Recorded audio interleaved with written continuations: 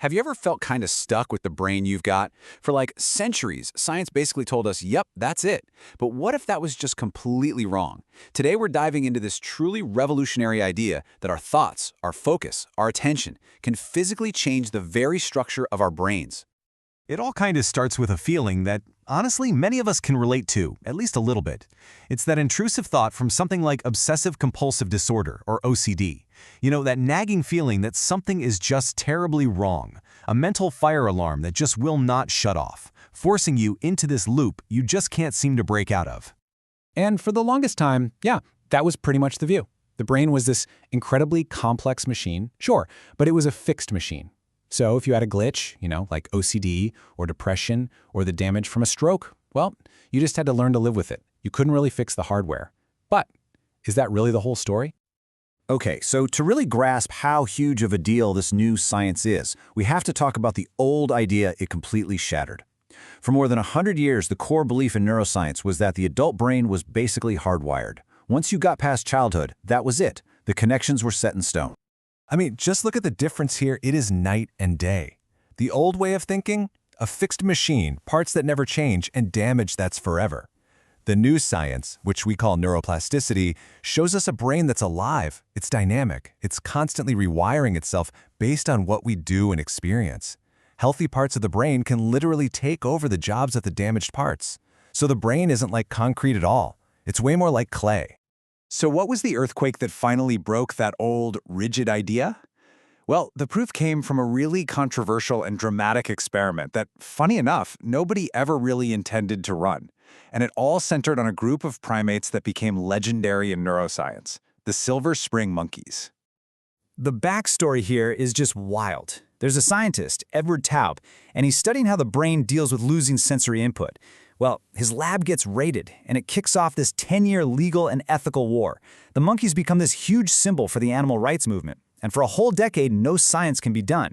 But when researchers finally got to study their brains, the results were an absolute bombshell. So here's the key. Taub had cut the sensory nerves from one of the monkey's arms. So the part of the brain that felt stuff for that arm, let's call it the arm area, it was suddenly getting zero information. It went completely silent. And it turns out the brain hates unused space. So the neighboring area on the brain map, the part that feels the face, it basically staged a hostile takeover. It just invaded that silent arm area and started using it. And get this. This is what really blew everyone's minds. Scientists thought, okay, maybe there'd be a tiny bit of reorganization right at the border, maybe a millimeter. What they actually found was a takeover of more than a full centimeter of brain territory. This wasn't a little adjustment. This was a complete redrawing of the map on a scale nobody thought was even possible in an adult brain.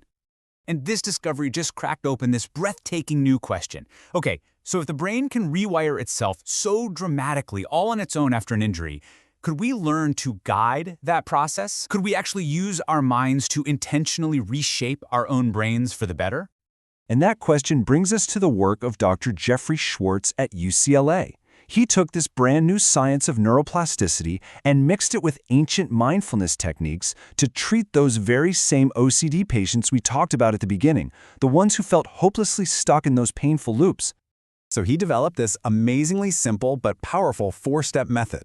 The idea wasn't to fight the obsessive thought. First, you relabel it. You say, this isn't me, this is just my OCD. Then you reattribute that intense feeling to a faulty circuit in your brain. Now here's the crucial part. Step 3 is to refocus your attention on something else, something totally different and constructive. Go for a walk, listen to music, do a puzzle.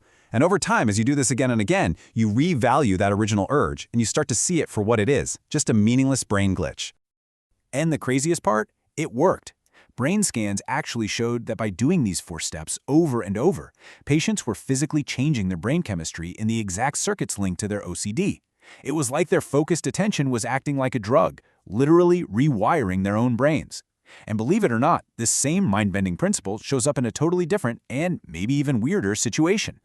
Yeah, we see this exact same incredible power of brain reorganization in people who've lost an arm or a leg, but can still feel it there, plain as day. So let me tell you about this teenager named Victor. He was in a car crash, had to have his arm amputated, and then about a month later, he starts feeling this incredibly intense, maddening itch. In the hand that wasn't even there anymore. I mean, can you imagine? An itch you literally cannot scratch. So this neuroscientist, V.S. Ramachandran, he has this wild idea. He's thinking, just like with the monkeys, maybe Victor's face map has invaded his now silent hand map. So he runs a test. He takes a cotton swab and touches Victor's cheek, and Victor just gasps. He says, "You're touching my phantom thumb." A touch on his jaw, he feels it in his phantom pinky. The brain had totally rewired itself. And that led to this beautiful, simple solution.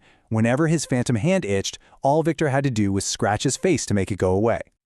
Okay, so we've seen that the brain can change, and we've seen that we can direct that change. But this brings up the deepest, most mind-bending question of all. How? How can something non-physical, like a thought, or just the act of paying attention, physically change the squishy biological stuff of our brain? I mean, this is the classic mind-body problem, right? It feels impossible, like a ghost trying to lift a rock.